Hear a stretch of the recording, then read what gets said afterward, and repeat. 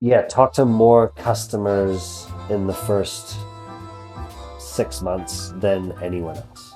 Like, don't talk to other founders and ask them advice. Don't talk to VCs and ask them advice. Like, do that a little bit, but sometimes people weight that a lot more than customers, and that's wrong.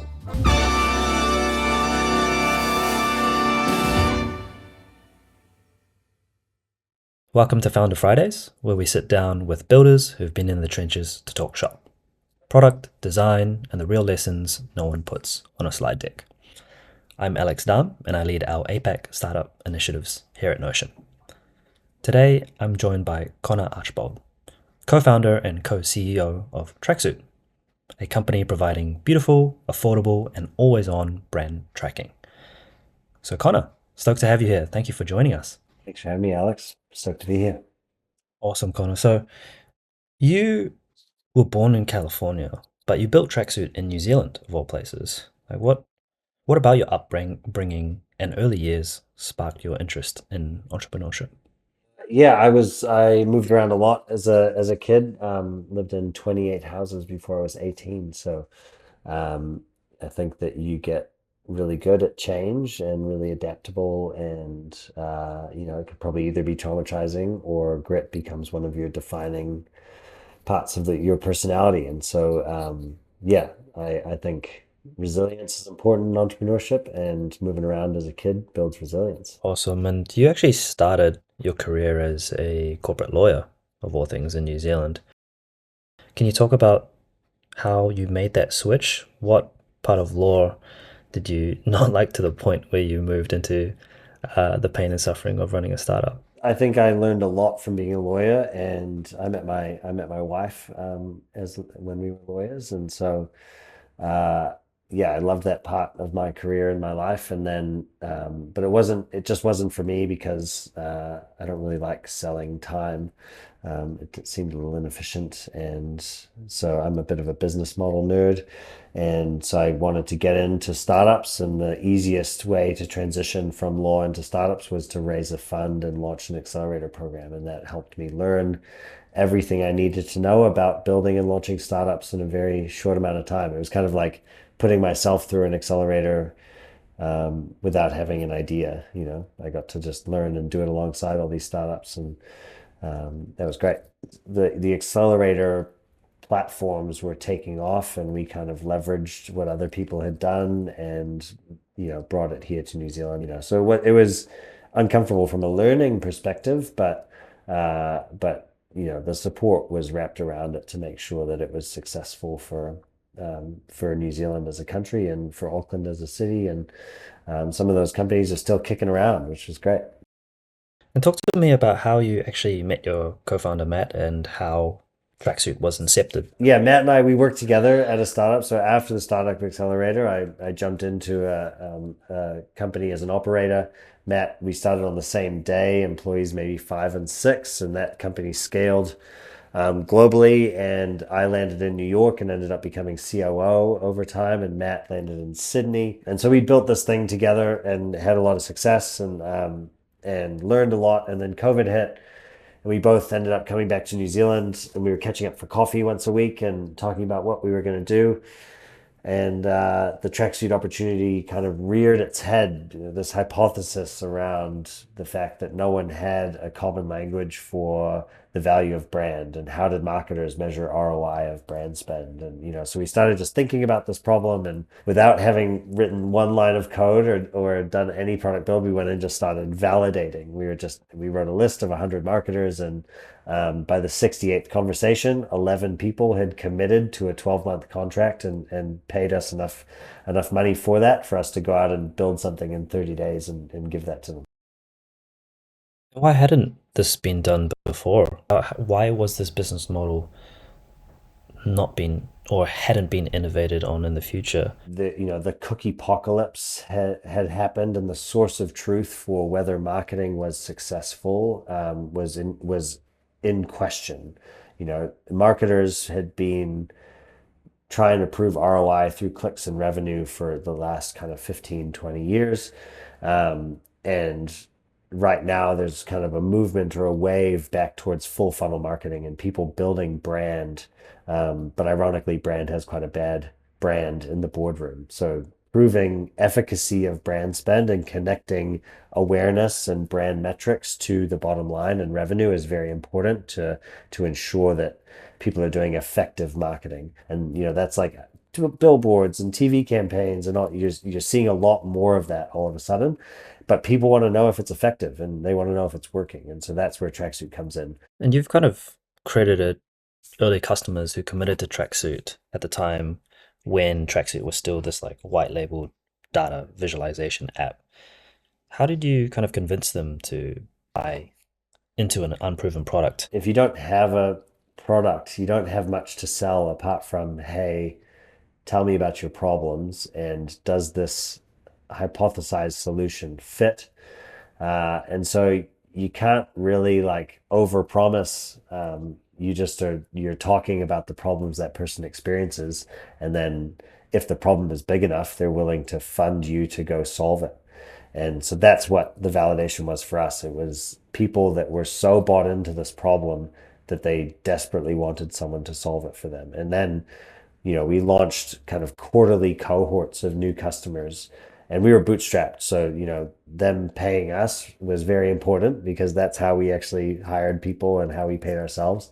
So we launched quarterly cohorts, and we literally just sat with them every week asking how they were using it, what were they doing, what was useful, what was not. We'd go to board meetings with them, present the data. And so what Tracksuit gives people is the ability to kind of point towards other metrics like awareness, consideration, and preference and brand sentiment for why they're spending money on things. And then you can show that if you move the needle on awareness and brand sentiment over time trickles into much better cost of acquisition or much better lifetime value. And that's really important for marketers. And so hearing those conversations and understanding how marketers interact with their boards to get more budget and to prove what they're doing is working was really important early on. Was there any, at the start, any particular specific type of marketer in a specific industry that you sold to first? Well, most of our revenue is referred and inbound. So some 75-80% comes inbound and is Wow. referred. So and that's sort of like really such good proof of this product market fit and the value that we drive for brand believers. And so focusing on a vertical when it's all coming inbound and referred is really hard because you don't necessarily choose who's coming at you. Warren Buffett explains this the best. It's like, what does he invest in? He invests in commoditized great brands and commoditized categories like Geico Insurance and Coca-Cola. And so like those are the people that need brand the most. And are using brand as their kind of moat and differentiator. And so, yeah, there are categories and customers who we can target based on the problem that we solve being the meatiest for them. I wanted to shift to, I guess, you and Matt as leaders of Tracksuit. What specific, rituals or processes helped you embed this culture of high care and high performance across not only, your main head office in Auckland, but also across the board in the other offices as well? The way we think about it is you're not either being caring or high performing. I think a lot of people see that as a sliding scale. So you're either caring or performing. We think that they complement each Mm. other. So the more that you care, the more you will perform. And so if we look after our people, then they will deeply care about Tracksuit. So if we care about them from a human perspective, they will care about Tracksuit as an opportunity and a business perspective. And they will care about each other and support each other through the difficulties of hypergrowth. And that will drive high performance. And as we've opened up those new offices, you make sure you seed it with a founder. So Matt went to the UK and I went to New York, took my family over there for 4 months, hired those first team members, set the culture up, and then you plant in one, two, or three early culture carriers from the New Zealand or Australian offices into those new offices to kind of keep it going. I wanted to understand how you go about the fundraising journey. There was one talk that I actually listened from you a while back in Christchurch where you talked about how you pit VCs against each other in the fundraising process and how that actually worked. Could you talk to me more about that process and how do you even think about fundraising, fundraising strategy, and choosing the right VC for you? What I do is we pride ourselves on our say-do ratio at Tracksuit. So if you Mm. say something, you say you're going to do something, then you do it, and that's a high say-do ratio. And I think that that's how you build high integrity relationships is you do what you say you're going to do. And again, that fosters trust, and trust helps people move quickly and autonomously. And I think VCs are very good at saying they have lots of things that they will do to help and often not delivering on those things. And startups are equally guilty of that. Startups will say, we are going to do this crazy thing or have this, and they don't deliver on that either. So I try to just weed that out of the conversations early and say, we're going to do what we say we're going to do, and we expect you to do the same. And then we sort of agree on what we're going to say, what we're going to do over the next year or 2 years. And I think that fosters a really healthy, trusting relationship. And also it brings value add people who deeply care about the problems you're solving around the table. Um, yeah, and I love our VC partners that we've got because we are all accountable to each other in that way, and we have expectations and we deliver against them. How did you convince, the VCs over there to, you know, how did you convince them that, brand measurement and brand tracking was underserved or at least not done right to the point where tracksuits the player in this? That's why we bootstrapped. Like Mm. we're not about selling snake oil and fake news. Like so if you bootstrap, you either have revenue and customers or you don't. And those customers can tell people how much they love your product. So you bootstrap for 2 years and you get to a couple hundred customers, and the proof is in the pudding. You don't have to convince anybody of anything because you're growing at 10 to 15% every month and customers are raving about your product. And that's the position I always want to be in. And I tell the team, if we ever need to raise money, I'm not bailing us out. Like we don't raise money because we have to, ever. We raise money to invest in very specific, exciting opportunities and to increase to like make the growth curve more exponential and to make our product better for our customers. And I think that's a slightly different mentality than a lot of people. But that's built into our DNA, which is like we are more or less, at any given time, we can choose to be a cash flow positive and profitable business. And we will invest ahead of the growth curve if we can add more value to our customers and drive better outcomes for our team and for our investors. But we only do so knowing that we're within the bounds of reality and safety, and we can then be a great company if we want to be, again, from a metrics point of view and profitability point of view. And so yeah, that's a long answer to your question of like you don't really have to convince anyone of anything if you've built a really great business and customers love your product. What's one that's like 10x your output this year, either for yourself or for your team? And where does Notion fit into it? I think you told me how much we use Notion. Like we've got like over 50,000 Notion pages or something. So Notion is a big part of our ways of working.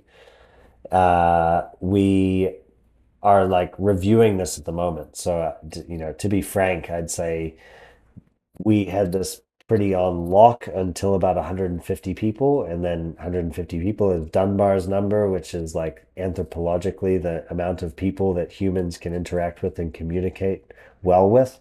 And after 150 people, it became very difficult. And so we're like revising our ways of working as we speak.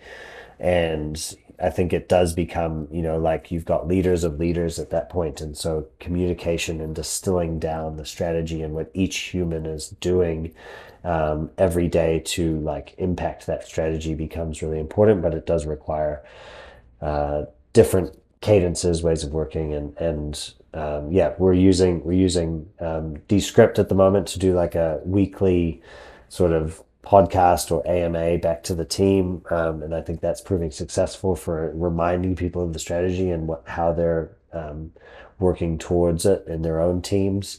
With my direct reports, I really like this Notion page that we've built, which is this tree, uh, leaf, leaf, branch, tree, root, which is a decision making framework around, like, if it's a leaf, you don't even have to tell me, just go do it. If it's a branch, it's your decision, but you tell me when it's made. If it's a trunk, then you recommend a decision and I approve it, yes or no. And if it's a root, it's actually my decision and you can input feedback into it, but leave it with me.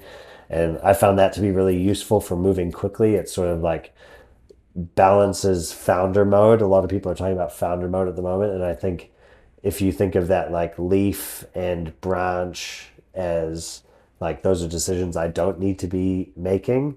And so you can make more branches if you want, and if you want to lean into more coaching and other people making more decisions, or you can actually push further down with more trunks and more roots if you want to lean into founder mode a bit harder.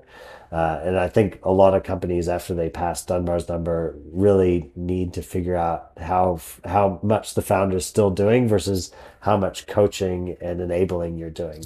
And so that's like fun to toggle on and off and see what decisions are important to flow up versus be made in individual teams and functions. Final round is really a rapid fire round, Connor. And so I'm just going to ask you a bunch of questions. You try and answer the fastest you can. So if you had to start Tracksuit again today, what's one thing you'd do differently? Oh, well, we'd have a lot more AI tooling available today. So I think you would, hire in that modern way of like, is this a human that's going to do this, or is it AI that's going to do this and make this more efficient? So early on, we talked a lot about handing over your Legos, and now I think handing over your Legos can happen to a human or an agent or a workflow, and so that would be very different these days. What's your favorite interview question to ask candidates and why? I'm a super optimistic person and I love to assume good intent. And so I actually don't I have lots of interview questions that I really like asking to get to like the heart and soul of someone. So like what are your family values? Is one that I ask. But I actually the best thing for me is to do a take-home task. So at Tracksuit, we pay for every role that we hire, we pay someone to do a take-home task and to then present that back to the team and show their thinking and working and how they strategized around solving that problem. And to me, that's the best way because it's very like objective. Like, did they do a good job of thinking that through, and will that thinking apply well at Tracksuit? And so, yeah, I really like a take-home task, and I think it's important to kind of pay people, even if it's nominal, to do that because you're asking them to do a bit of work, and then they take it seriously, and you can take it seriously. It's a counterintuitive truth about building a global SaaS business from New Zealand that most founders only learn the hard way. I don't think it's counterintuitive, but get on a plane. Like you just got to like yes, it's wonderful to be able to build from New Zealand. What a way of life. I get to raise my three daughters at the beach and it's quiet and but I think you got to get on planes a lot. And so yeah. I think maybe the counterintuitive part is that the like the engineering and product talent is phenomenal here. And so like and the arbitrage of having a product and eng team in New Zealand or Australia while selling US and UK contracts in USD and pounds and in euros in Europe, that arbitrage is really powerful from a business model perspective. And finally, what's one piece of advice that you'd leave a founder with who's just starting out? Yeah, talk to more customers in the first 6 months than anyone else. Like don't talk to other founders and ask them advice. Don't talk to VCs and ask them advice. Like do that a little bit, but sometimes people weight that a lot more than customers, and that's wrong. And with that, that's Founder Fridays with Connor Archbold from Tracksuit. Thanks, Connor, Alex. thank you very much for your time. Thank you. It was fun.